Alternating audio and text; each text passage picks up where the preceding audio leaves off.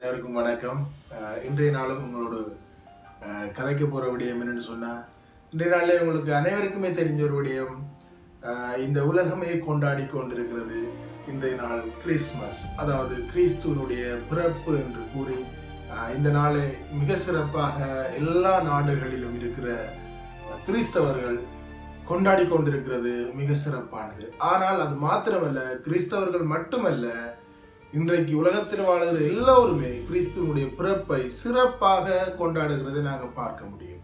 ஆகவே கிறிஸ்தவர்கள் அல்லாத உங்களுக்கு கிறிஸ்துவ பற்றி ஒரு சில நிமிடங்களில், அவர் 2025 ஆண்டுகளுக்கு முன்பதாக ஒரு கன்னியினுடைய வயிற்றிலே பிறந்த ஒரு இறைமகன் என்று சொல்லி பரிசுத்த வேதாகமம் எங்களுக்கு காட்டுகிறது. அது மட்டுமில்ல, அவர் வரப்போகிறார், அவர் கன்னியினுடைய வயிற்றில் பிறக்கப் போகிறார் என்பதை குறித்து 2700 ஆண்டுகளுக்கு முன்பதாக எழுதின ஏசாயா என்ற புத்தகத்தில் அவரை குறித்த முன்னறிவிப்பு, அவர் இப்படித்தான் பிறக்கப் போகிறார், அவர் இப்படித்தான் மரிப்பார் என்பதை குறித்து 2700 ஆண்டுகளுக்கு முன்பதாக எழுதப்பட்ட ஏசாயா தீர்க்க தரிசன புத்தகத்திலே அங்கே குறிப்பிடப்பட்டிருக்கிறது.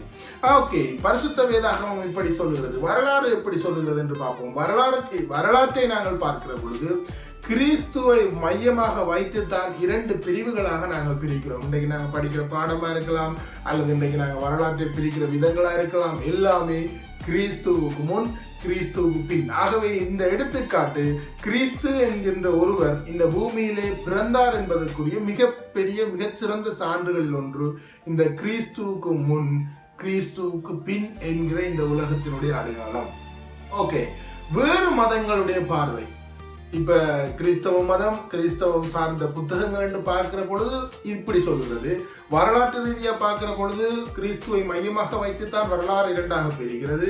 ஆகவே நாங்கள் வேறு மதங்கள், அதாவது பிற மதங்கள் கிறிஸ்துவை குறித்து தானே என்ன பார்வை, அவர்களுடைய பார்வை எப்படி இருக்கிறது என்று குறித்து நாங்கள் பார்க்கிற பொழுது, ஒன்று குர்ஆன் 3ஆம் அதிகாரம் 45ஆம் வசனத்தில் அங்கே சொல்லப்படுகிறது. என்னன்னு சொன்னா, மரியம்மையினுடைய மகன் பாவமே அறியாத பரிசுத்தமானவர் என்று சொல்லப்படுகிறது. ஆகவே அவர் எந்த ஒரு குற்றமும் செய்யாத, எந்த ஒரு பாவமும் அறியாத ஒரு நபர் என்று சொல்லி, ஒரு மனிதன் என்று சொல்லி அந்த புத்தகம் குர்ஆன் எங்களுக்கு தெளிவுபடுத்துகிறது. இந்துக்களுடைய நூல் என்ன சொல்லுகிறது, சாது சுந்தர் சிங் என்று சொல்லி ஒருவருடைய ஹிஸ்டரியில நான் பார்த்த ஒரு விடயம். அவர் என்ன சொல்லுகிறார் என்று சொன்னால், அதாவது இந்துக்களுடைய நூலாயிருக்கிற பகவத்கீதை வாரத்துக்கு மூல காரணங்களாயிருந்த வேதங்கள 4 வேதங்கள்ல மிக முக்கியமான வேதமாயிருந்த ரிக் வேதத்துல 10வது மண்டலத்துல 21ஆம் சுற்று மண்டலம் என்னத்தை சொல்லுதுன்னு சொன்னாலும், அவர் சொல்லுகிறார், அதிலே பிரஜாபதி என்ற ஒரு நபர் வருவார். அந்த பிரஜாபதி என்ற ஒரு நபர் அடிக்கப்பட்டு இந்த மக்களுக்காக மறிக்கப்படுவார் என்று சொல்லி அந்த நூலிலே எழுதப்பட்டதாக அவர் குறிப்பிட்டார்.